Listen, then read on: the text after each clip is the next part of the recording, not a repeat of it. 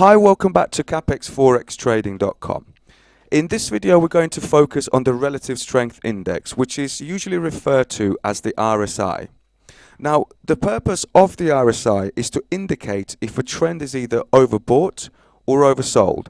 So it's a great indicator to use to get into new trends, but it's also a great tool to use to take profits out of a trend that's weakening that you're currently in.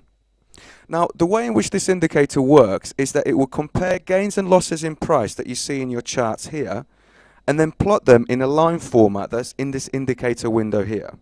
And the way in which we know if a trend is either overbought or oversold is by referencing the scale that you see here on the right hand side. So we start from 0 here and go up to 100. But another two important levels that you're going to notice are the level 30 and the level 70. The reason why they're there is because if the RSI line goes above the 70 level, we take that as an indication that a trend is overbought. And if the line goes below the 30 level, we take that as an indication that the downtrend is oversold. Now, the default setting for RSI is 14, like you can see here. And when you're trading high time frames, such as the 4-hour time frame or the daily time frame, that setting is relevant to that time frame. If you're using lower time frames, such as the 1-hour time frame, M30 or M15 or further down, then you're going to need to adjust that setting accordingly. So as we mentioned earlier, the levels 70 and the levels 30 are really important to us because they provide us with an indication that a trend is either overbought or oversold. However, don't make the mistake of placing a sell every time the RSI line reaches 70, and don't make the mistake of placing a buy every time the RSI line reaches 30. The reason why is because the RSI indicator has to be used in conjunction with other strategy. It is not a strategy on its own. And sometimes you may need to use it with other indicators as well. And I will show you exactly what I mean. So what we've got here is, if I just get my cursor, we've got the RSI line reaching the 70 point. At exactly the same time, you can see that the price is still rising in the chart. So if I move that across, the point at which prices start to fall is the point at which the RSI line crosses back under the 70 line. So if you are going to use RSI in this way, you need to wait for the RSI line to cross back down under the 70 line. And the same works in the other direction. So if I just find, here we go. If I get my cursor again, you can see that the RSI line has reached the 30 level and the prices still keep falling.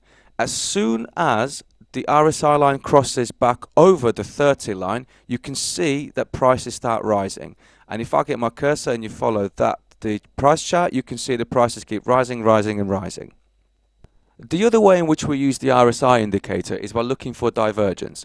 And in simple terms, that is simply when prices and the indicator are trading into different directions. So I'll demonstrate that with this example here. So what we've got here are two highs, and I'm going to connect them up with this line here. So we've got high number 1 and we've got high number 2. And you can see that high number 2 is above high number 1, so prices are still going upwards. Okay, we don't know what's happening at this stage yet past this point. All we know is that prices are going upwards. At exactly the same time, we can connect highs in the RSI indicator. So we've got high number 1 and high number 2. However, you can see that here, high number 2 is lower than high number 1. So by joining them up, we can visually see that the prices are going upwards, but the indicator is going downwards. So despite the fact that prices are going upwards, the RSI indicator is telling us that the uptrend is weakening. So we place a sell, whatever our strategy is, at some point here, and you can see that prices simply fell, and this is where you can generate quite a lot of profit. The last way in which we can use the RSI indicator is by focusing on the 50% level. So I'm just going to draw a horizontal line here and just make sure that this is set dead on 50% and double click so we don't move. I'm going to get my cursor, and the reason, just so you can reference the actual prices at the same time that I'm focusing on the 50% line. So in general terms, what we've got here is the RSI line crossing the 50% level. And as I move my mouse on the or across the RSI line, you can see that the prices are showing us an uptrend. So we are above the 50% line and prices are still moving upwards. Now at this point, we're now crossed back down under the 50% line and we have a downtrend in prices. So that is realistically as hard as that kind of strategy or a way of working gets. But what you are going to do is need to use another indicator such as the momentum indicator or a whole other momentum strategy to trade this appropriately. The purpose of showing you that example is just to show you how the RSI indicator can be used in the 3 ways that we just discussed in this video. So that concludes this lesson. If you do have any questions or comments, do let us know. So please follow us on our channel or follow us on Facebook, Twitter, LinkedIn or Google+, and we shall see you for the next lesson.